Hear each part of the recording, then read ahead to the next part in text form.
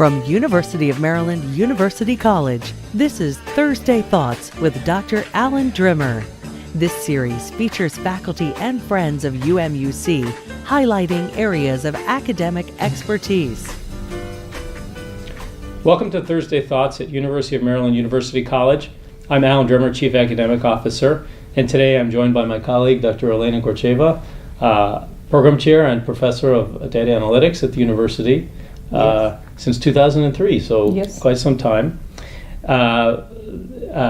Basically, I'll say a few things about you, and then we'll begin to talk about some questions. I know you have a Master of Science degree in Electronic Engineering and a PhD from the Bulgarian Institute of Academy of Sciences. You teach data analytics and have interests in intelligence systems and artificial intelligence, I know as well. And very importantly, you just took two teams of University of Maryland University College students to Shanghai for the IBM Watson Analytics Competition, and we placed first and third in this international amazing. Competition.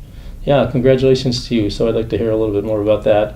What I'm hoping to do during this conversation is talk about some of the broader issues with data analytics affecting our economy and society. It's just such an important field. You can't look at the newspaper any day without seeing something on the first 2 or 3 pages that relate to this in a really big way. But I want to talk about some of the things like, is data analytics making our world a safer place or a worse place? I want to talk about the impact. Organizations like McKinsey are saying that data analytics is the single biggest catalyst for economic growth in the world. Maybe less serious, people say that big data has been declared the sexiest job of the 21st century and really does seem to be reshaping all parts of our society, not only strategy and decision making, but even things like hiring and training. So it's a really big and important field. But first, I want to know a little bit about you. I know you've been teaching at University of Maryland University College for 15 years, but how did you come here? How did you come to us? And what's been your experience over the last 15 years teaching this field? I actually didn't start teaching data analytics because, as everyone knows, this is an emerging field in the last 10 years. So I started teaching in my computer engineering field, which was information technology courses. And then I evolved over my 30-year career in different fields in computer engineering. And I started managing database system technology. And then I was prepared with all my research development, previous work in intelligence system, in computer science field, with addition to the business for the data analytic field.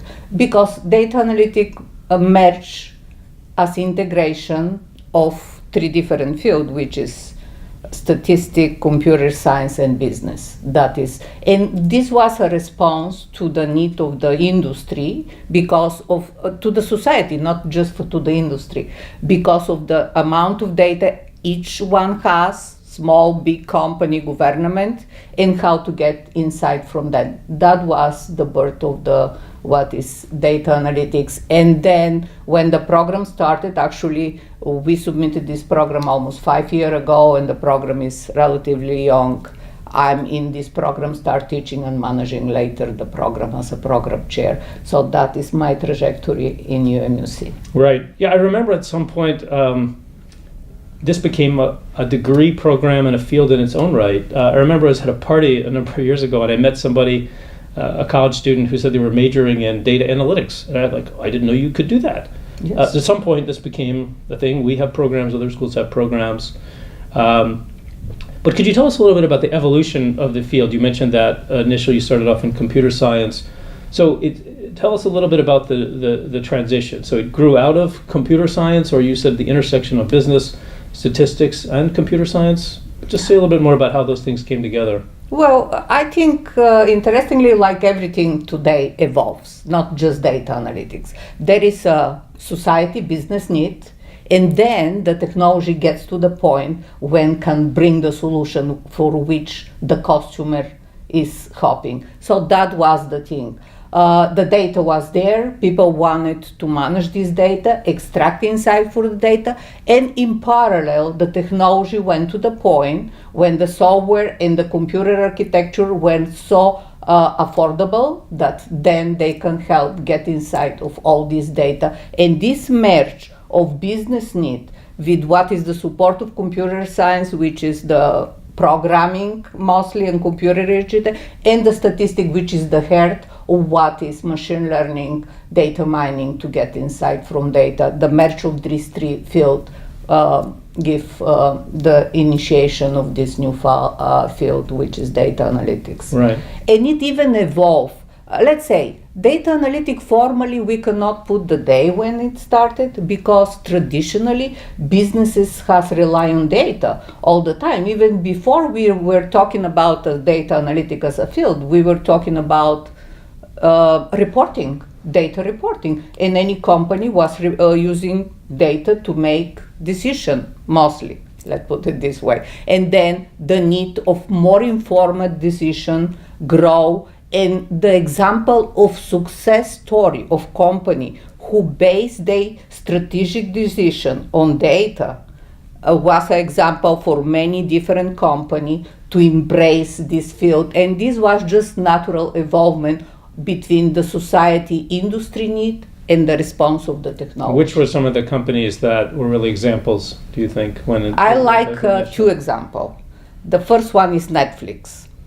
How Netflix get to and Netflix is not the beginning of data analytics, let's put it this way, but already it show really the power and the wealth of data analytics. They did big research of how customer watch TV serial, and they find out, they start collecting data. And this is the thing, technology today permit to collect huge amount of data. So the collected data, they analyze this collected data, and they realize that customer doesn't want just to watch 30-minute serial. They want to see what is happening next. And this give the initiation of the what Netflix produced. But that's pretty recent, isn't it? I was thinking about earlier, maybe companies. One that comes to my mind, like Capital One, for example, which, there were a lot of banks that issued credit cards and so on, but they seemed to, by using data in a certain way, they were able to identify customer segments, and they seem to me like a company like that. Are there others like that were early were using data? Oh yeah, let's start. Bank, they use it for fraud detection or to segment customer to promote something. Marketing was, let's say, the first customer of data analytics. Oh, I see. So to identify, starting any marketing, not just banking, all to marketing, any goods to sell. So, for instance, Amazon start selling using, we are already accustomed to the interface of Amazon, what they start selling to the customer, what you like, and this is based on collecting data about your habits. Right. Very simple, let's say, this initiation of data analytic. And then this was mostly, this first phase of data analytic was named descriptive. You collect data and you describe something. Then you extract something from this data and you can say, why is this happening, which is the next stage. Then the next stage was, I can predict based on this collection of data. I can use some statistical method with the help of the today's software, and I can predict what would happen. And today we are in the stage of descriptive analytic. We have the power to describe what is happening. But from the early, you are right, banking are one of the first customer. Actually, the first were Yahoo and Google. They gave, because of the huge amount of data they were, and they needed the technology to deal with this data. For advertising and search engine. Interesting. One of the things that sometimes is interesting, but it's confusing about your field is just what it's called. We're talking about it as data analytics. I've heard it referred to as predictive analytics. I've also been counseled that I shouldn't use the term big data because that's somehow crude. But are all these things the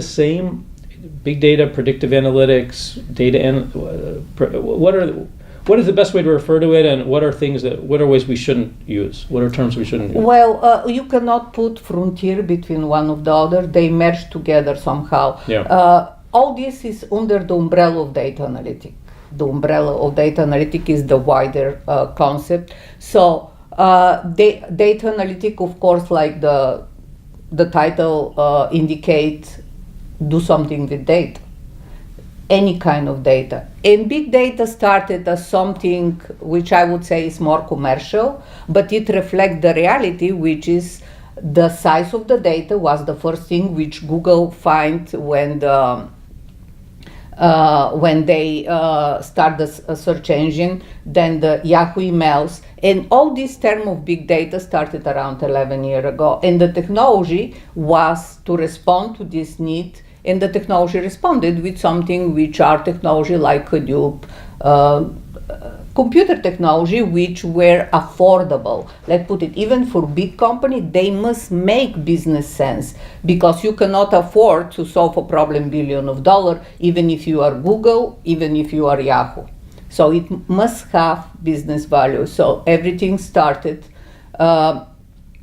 big data started as a term inside of data analytics to describe data which the technology at the point we refer to the data, we are not able to deal with this, and we need new technology to deal with this data. So this was just an engine for response from the technology point of view. I see. And it evolved, and is term which was widely abused for using improperly, but you can talk, for instance, to NASA scientists.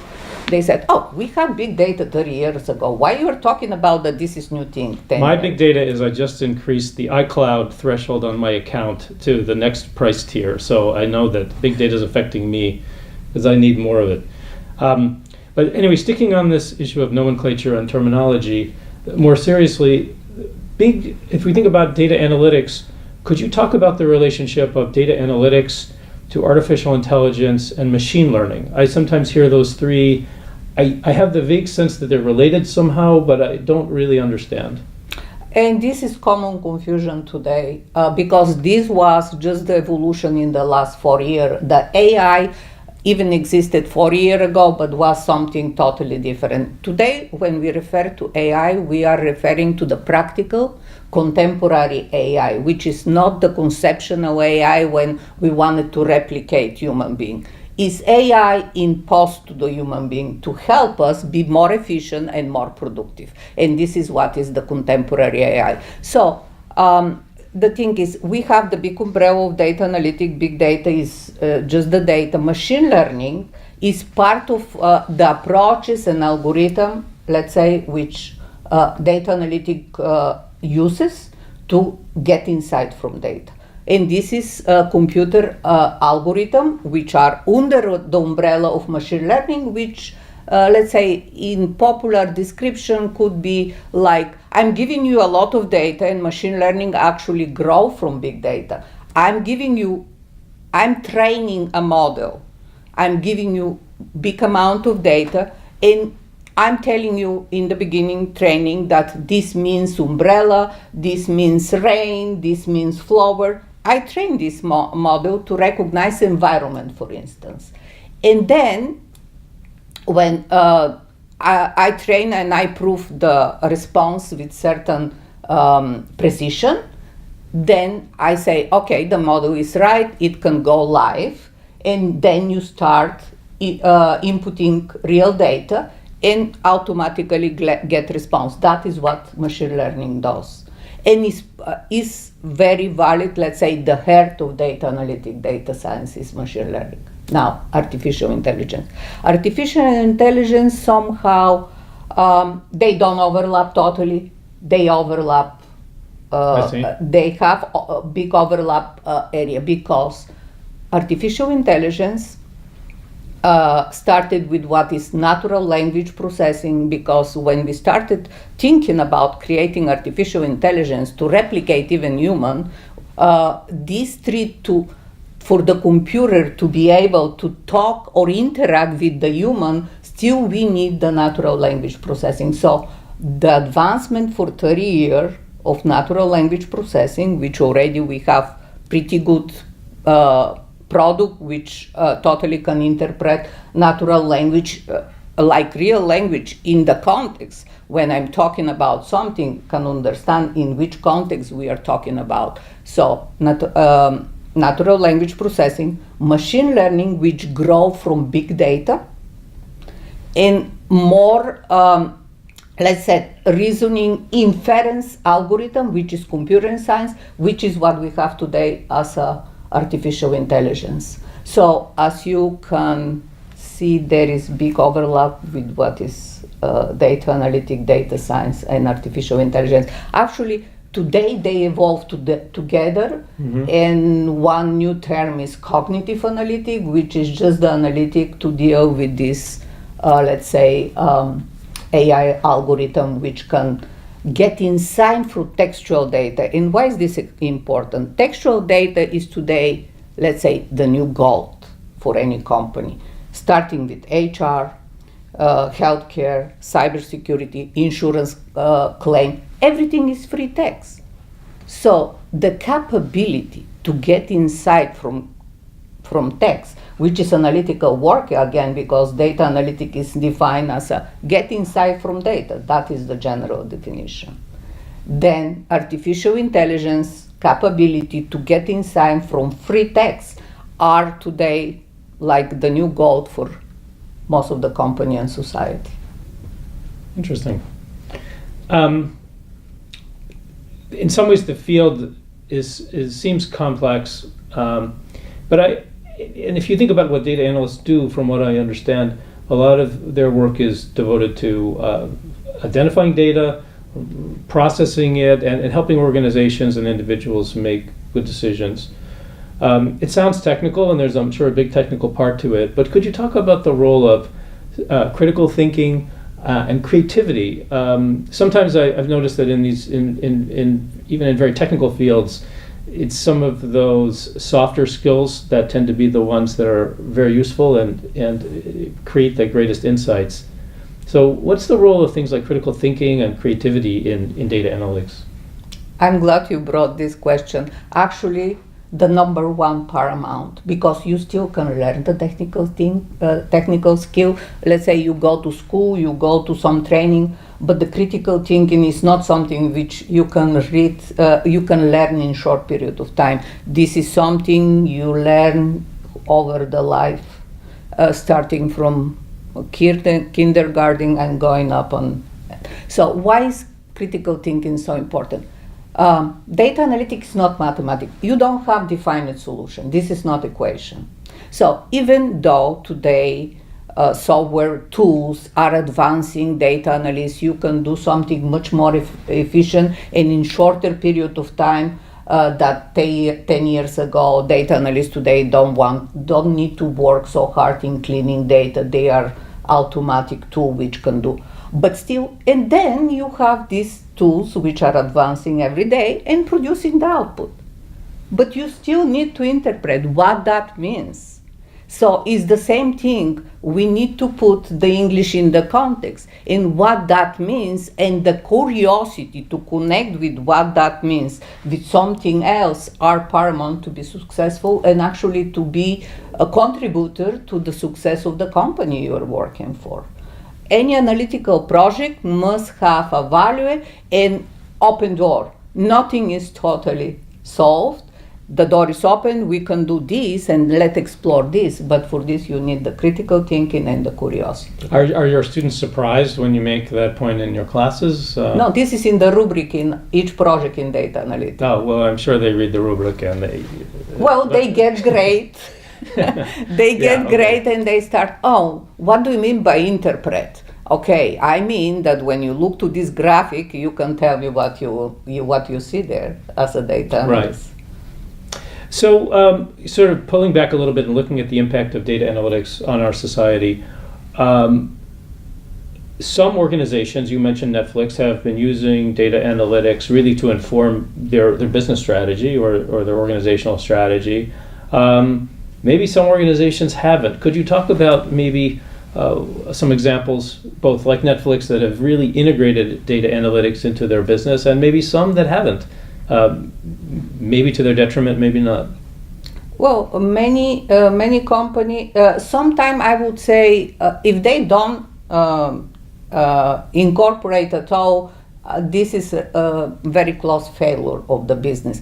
But some of the businesses fail to incorporate this as fast as possible.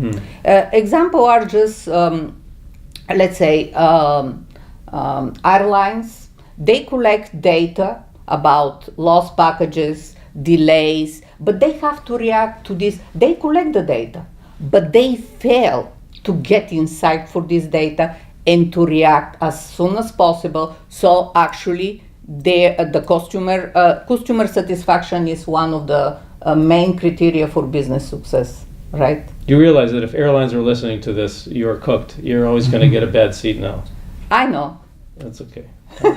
Okay, but no, that's a good point. I've often wondered, like for example, at supermarkets, that's another thing. So you go to the supermarket, a lot of times if you use the some kind of membership card, so they can associate what I buy with me, and they know everything that I eat, even the stuff that, I don't tell my wife I'm eating. They know that they theoretically could know so much about me, but I don't. Now that Amazon owns Whole Foods, we're really in trouble. But they don't seem to use that data. Maybe they do. Maybe they use it for inventory purposes or something, but they don't seem to use it in connecting with customers. Well, it depends how you are tied with the specific business, because I can get coupon just because I click on something or I bought something. You get coupon on this, or if you are online buyer, it doesn't have to be Amazon. Just in different city, they will send you coupon exactly and promotion in the direction you are interested. But I need a shopping tutor. Okay. No. But let's say even buying air ticket, they know, or hotel.com, they know the destination you are going, and even you already went to New York and bought the hotel in New York, they still are sending you New York and say, maybe you want to go to San Francisco. Right. But they know what already you use it. And of course, in order to get this information back for the businesses, you must have provided some information like your email, your phone. If you didn't, you are not going to get anything. Right. And that's the smartest thing. Don't provide your email, you're not going to get anything. Oh. Switching gears a little bit, I know that recently there's been some publicity around the GDPR, which is the European data initiative. Could you explain a little bit about what that is and why that's important? Well, this is very important because we all care about our personal data. And this is just a regulation which already is live in Europe, which is the General Data Protection Regulation, and establish the way businesses collect data, save data, and share data. And of course, this is important not only for businesses, because businesses get demand from customer, and when you have regulation, it's much easier to deal with this demand. Moreover, customer satisfaction is very important. On the other hand, it's not just the businesses. You, as a customer, you have option to choose. I want this option, and you, very important, are aware what you are choose for. And even though today this is in Europe, but all U.S. businesses which operate in Europe actually has to comply with this. All big U.S. company, they have to comply with this. I see. So it's affecting how we operate even in the U.S. A big company, yes, operate in if they operate in Europe, they have to obey this regulation. Do you think we'll be putting in place similar protections in this country? Well, I heard yes, maybe. And the things are evolving. It's very hard to predict. Regulations are good, but sometimes they are in the way to do some business. So we have to be smart and use our wisdom as a human more than other things. And of course, wisdom, I would say, and ethical way to approach things is very important. Right. I can't I can't let you go without asking about the impact of big data on our economy and our society. Really, are there things about the way that big data is being used today that scare you? Well, yes. And we have to be, I just have to repeat the few words I said. And it's very important, even if you put regulation, they are things which regulation cannot solve. Regulation can do a lot. For instance, one thing which scares me, we have the huge amount of data, the Internet of Things, all these very cheap sensor collecting any kind of information, collecting even information of prescription with insert sensor, so they know the company, your doctor is collecting this data, let's put it this way, and your doctor is reporting this to the medical provider.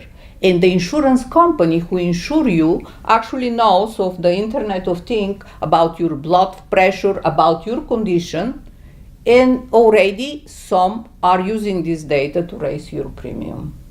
And I think this not to go to the thing which are image recognition, which are very powerful for counter-terrorism, for our security, but then all this advancement in text and image recognition when they are for wrong purpose is scary. Just recently, this feeling about using this advancement of the technology for purposes, even some of the Google team, they were not happy with some of the project of artificial intelligence Google was developing, and they voiced this because it has to be somehow how we can assure as a human this is good for our advancement is in fact really is powering the economy, is powering the society, is powering our life, but how we can make sure that this is not for the wrong purpose. Yeah, but it seems like even as you look at the business environment that some companies are moving faster and some are moving slower. You talked about Facebook and Google. I think they call it FANG, the Facebook, Amazon, Netflix, and Google. So those are some of the leaders. But are you concerned at all that we might have in our economy the evolution of sort of data haves and data have-nots? So companies that really have access to all this data and use it very well, and then others that are slower, and that creates tension or conflict in the economy. Well, this is a very challenging question. Let me tell you, this actually is happening. This is reality. And this, I would say, is part of the way businesses evolve. Now, for the small businesses, the good thing is that everyone has, let's say, a realm to work. They don't compete with Google. Let's put it this way. If the they have their area of interest for their business, for their success, and even with the today price of technology, even all these AI tools, which are deep learning, which are powerful things, are very inexpensive. Even small businesses can use it very. I just had what is cognitive intelligence chatbot, which is the today new interface. We evolved it from the web interface to mobile interface, and today to the chat interface. This already is so inexpensive. Even the smallest business, even individual business, can afford it and use this technology. Of course, you have to be in the realm your business is. If you try to compete with the biggest, that is the challenge, and I have to agree with you. Not everyone has this opportunity. Yeah, no, I think that is a concern for small businesses or mid-sized businesses.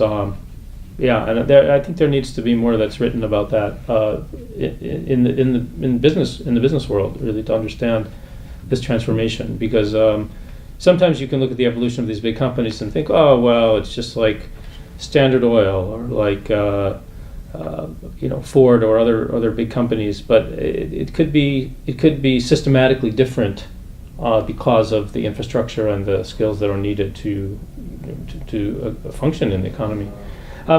So we talked a little about business. What about for individuals? So with individuals and data, are you concerned that we are losing control of our data? And it's a subtle point, because many times, we're asked if companies are able to use our data, but it's really almost impossible to say no, because then you can't use an app, or you can't use a program, and so what's so different, I think, about the world today is that we're asked, but if you say no, then you're basically boxed out. But I don't know. Maybe it's not a problem. We get something in return. What do you think? Well, the thing is that we have to be better prepared and to understand what we are getting to. And we should demand also for the company who collect our data to disclose clearly what they are collecting for us and how they are using. And every time you sign for something, you click this box, you don't read the fine print, right? And the thing is, this has to be communicated more concise and clearly. And on the other hand, we as an individual have to be better prepared what we are signing for. Just example of Facebook. You want to be in Facebook, Facebook is collecting your data. That's not that. And why? Because they have to monitor all this child pornography. They have to monitor everything which smells of terrorism. So there is no way to function this social network if they don't monitor this data. The thing is how they use the data. But yes, and you're making a good point about some of those uses. But they're also, the primary reason they're collecting that data is so that they can segment and provide that to advertisers. Yeah. Did you see a few months ago when they allowed people to look? Did you look? Are you a Facebook user? No. Oh, you're just saying that. We happen to know. No, that's anyway. It's interesting. So, when you go and look and see the data that they've collected on each one of us, it's really interesting. And you see why, but it's still. This is what I mean about taking control. It's very difficult to do, and I think a lot of people are worried about it. What about if we're expanding to the political world? Do you think that big data is an opportunity or a threat to democracy? And I ask that because in the wake of sort of what talk about fake news and even how the Russians have been accused of manipulating elections and so on, part of the strategy is to create divisiveness, to accentuate the divisions between people, but there's a part of that that's related to big data, and I just wonder if this is a concern. On the other hand, it could be an opportunity for democracy and democratic forces as well. Well, this is a very challenging question, excellent question, and we reflect all this and we have opinion, but let me put it this way. Big data and technology is just technology in our hand. At the end of the day, what will happen depends on our wisdom, and what we are going to do with this data depends how we decide to use this data. So human wisdom, ethical use of the data, ethical use, even the healthcare company, how they use data, ethical use of the data, and our wisdom is very important too. Because data itself, they cannot do anything if we don't use this data to make decision and to do something. Because, for instance, fake news. Well, fake news, you need a human being, just computer program and data cannot do what fake news is. You still need a human being to extract this data out of context and articulate them in different way, let's put it this way. Because actually, we've been talking a lot about everything based on data, on fact, on data. Okay, and fake news is based on data or not? Is based on Sure, of course. Is based on data taken out of the context and used, but that is not a computer program. That is not the big data. This is the way human being but is also using knowing which kind of information is going to which people. So I think it's where my question is coming from is going back to some of the things that are characteristic of America. So even back to Alexis de Tocqueville, when he wrote about America, he thought one of the great virtues of America was our community, our communities, and civic involvement. And there are so many trends, even before big data, that allow people to move away from community towards their individual groups, and they don't have to come together as much. But I think the thing that I think some people are scared about with big data is that it's easier and easier for people to spend less and less time with general groups and more time with people who think just like them. And I think that part of the concern about fake news is this is news that is related to small groups and keeps people apart rather than brings them together. At least that's a concern that I have. That's an excellent example of the technology in hand of the wrong purpose. Yeah. Unfortunately, and we have to. Our wisdom has to prevail. There is not. I mean, we cannot stop the technology. Right. So the wisdom has to prevail how to use this technology. We had this dilemma how many 60 years ago when the atomic bomb. This was a very forward human discovery and how it's used. Well, okay. We can't end on a bad note like the atomic bomb. Let's end on maybe just referencing that I know that some data is used in things like smart cities initiatives, right? Where you can use data to learn about how people live together and to improve the way that people work. We're really up against our time here, but first of all, thank you very much for coming. The conversation is so interesting. It goes way beyond, talking about a degree program or what students are doing, really to impacts on our society, the way that we live, the way that we work. I hope you'll come back and talk to us more about the even newer developments in data analytics over time. But thank you so much for joining us, and thank you all for joining us on Thursday Thoughts. Thank you very much for the challenging and interesting question. That was a real experience. Thanks for watching Thursday Thoughts with Dr. Alan Drimmer. This has been a production of University of Maryland University College.